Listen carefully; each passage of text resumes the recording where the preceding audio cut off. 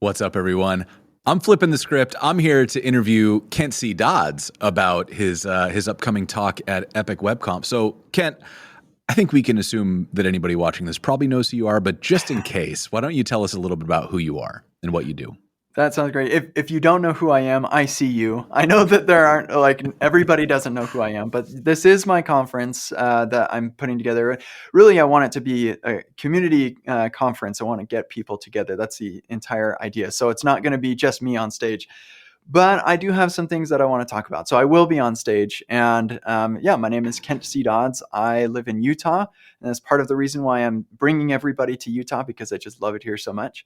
And I'm married. I have a wife and 5 adorable children. Three of whom performed in their school talent show today. So I'm just feeling like really proud papa. We had 2 of them did a karate thing together, which was way cool. I was like tearing up watching them doing that together. And then the other one, he's in gymnastics. And so he was doing some gymnastic stuff, which was very cool. So yeah, proud Very papa, cool. full-time educator. I work out of this office teaching people how to build excellent web experiences. Awesome. And we've known each other now for years, but I'm racking my brain and I'm trying to remember where was the first time that we met? Do you remember? Was it had to have been a conference. Yeah. I'm sure it was a conference. I'm pretty sure I knew you online before. Yeah. Yeah. I think we'd been following each other for a while before we ever crossed paths in person. Yeah. And this predates your time at Netlify. I can't remember. It predates your time at Gatsby. Was it? Yeah. Did we meet at like a GraphQL conf or something? I didn't go to GraphQL conferences. No. It could have been a React conference. But yeah, it has been a long time. It's been a long time. I'm guessing 2016, 2017 is about almost 10 years of being in the same circles. So that's super exciting.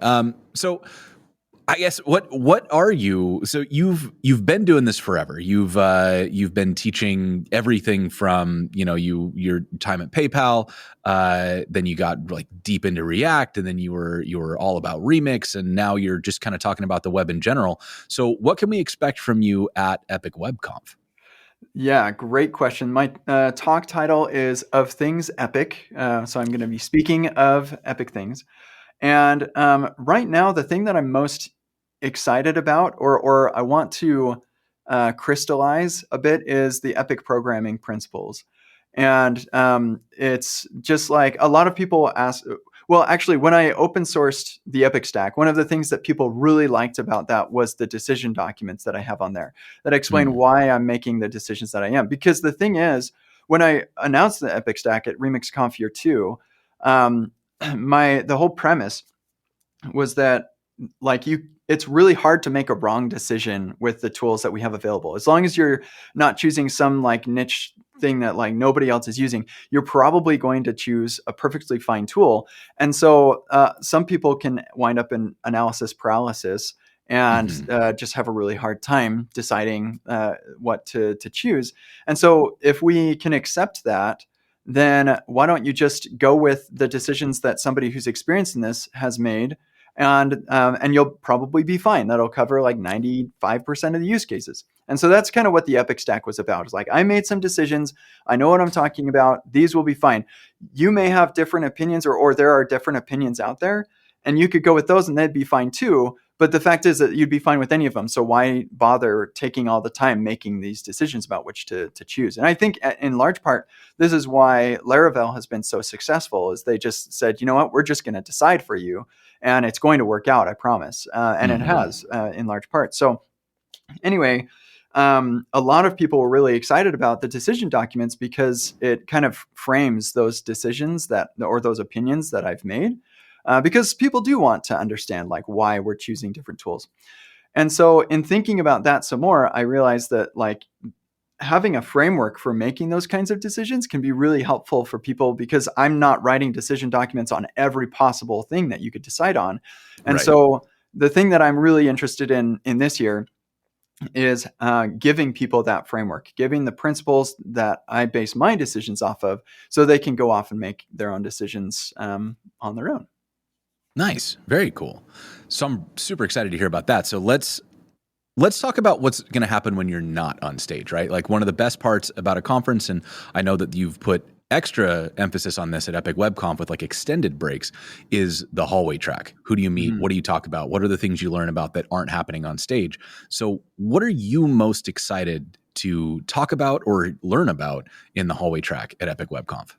Yeah, you're absolutely right. This is something that I care a lot about. The purpose of the conference is to get people together, and if they're all just in the same room together, that doesn't really serve the purpose. Like you need to have that time, and so yeah, the breaks are a half hour long each, and the lunch is 2 hours long, and so you get just, and then of course we have the pre-party and that post-party and all of that, and the ski day too, for the folks who want to stick around for the extra day.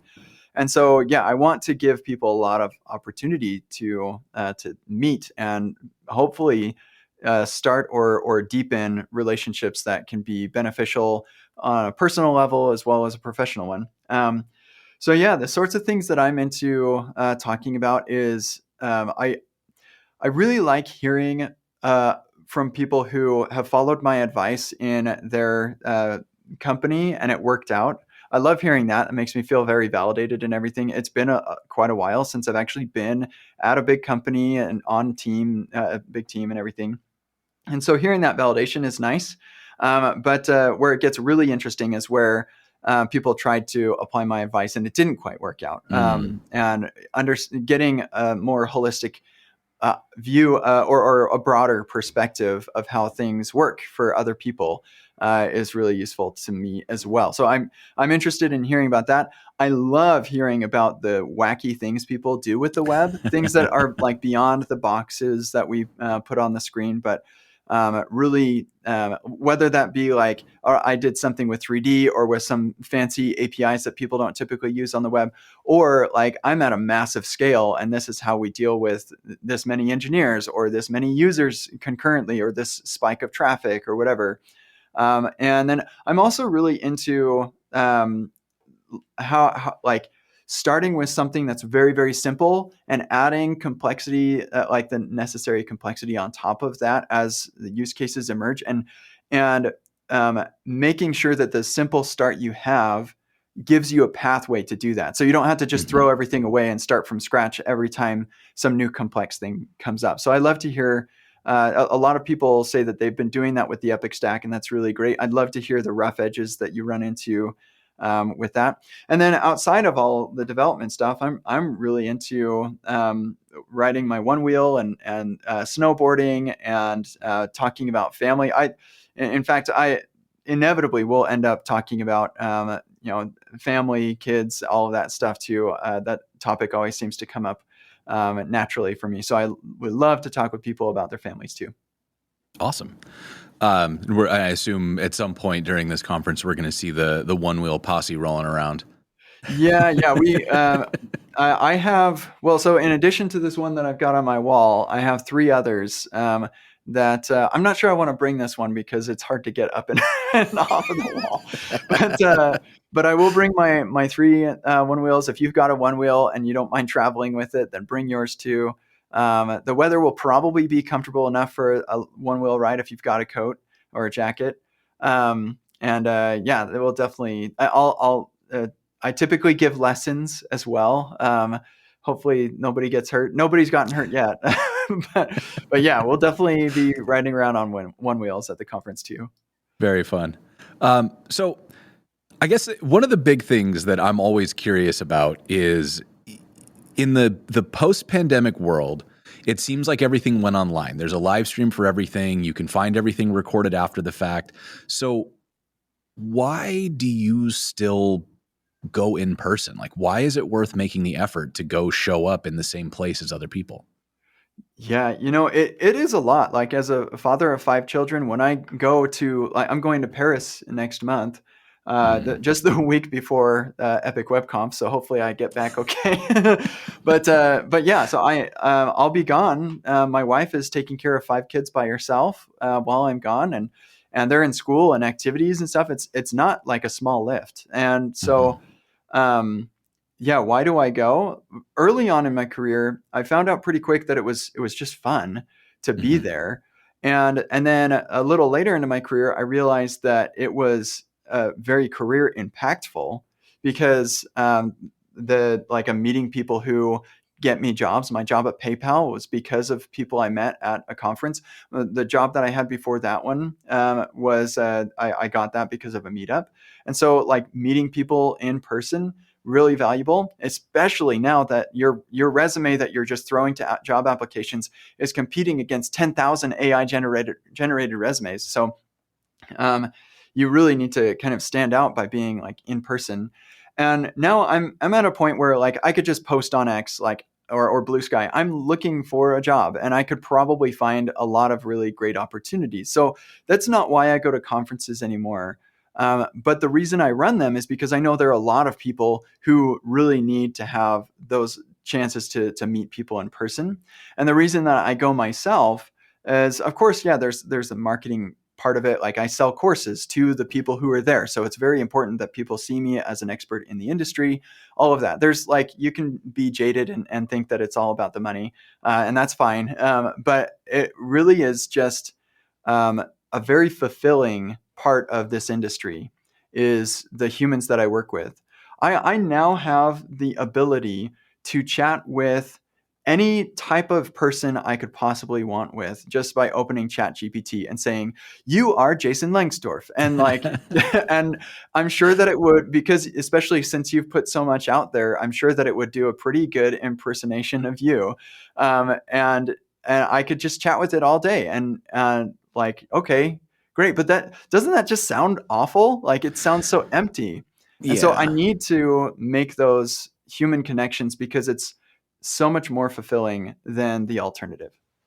Yeah, I think that's been my experience as well, is that the access that we have to everybody is unprecedented, but there's nothing that kind of fills my gas tank for wanting to do more and go further and try new things than just spending a couple hours in a room with really smart people. And a Zoom call doesn't do it. Watching them on No. video doesn't do it. It's that in-person energy really brings something special. Yeah, 100%. And like I remember during the lockdown, we had conferences that were remote, and we're Mm-hmm. doing the best we can. So like, no shade over there. But the thing that I noticed about that, aside from like feeling exhausted toward the end of the year, I was like, I've done so many of these. I'm so tired of this.